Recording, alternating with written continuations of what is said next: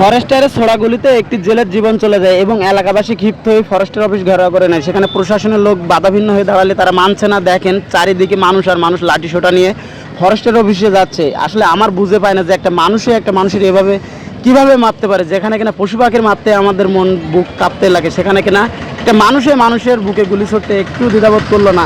আসলে আল্লাহ সবাইকে হেফাজত করুন এবং সবাইকে ভালো রাখে এবং হৃদায়ত দান করুন। সবাই যেন মানুষের প্রতি সহানুশীলবতী হয় এবং সবার প্রতি সবাই দয়া দেখায়। মানুষ যত অপরাধ করুক তার একের পর এক বোঝাতে থাকুক। কারণ দেখেন এটা আমাদের কতটা একটা খারাপ একটা দিক। দেখেন মানুষ চারিদিক ঘিরে ধরেছে ফরেস্টের অফিসে। আসলে একটা দুর্ঘটনা সারা জীবনের কান্না। এই যে মানুষটা মারা গেছে তার মা জীবনে কি মনের বুঝ দিতে পারবে?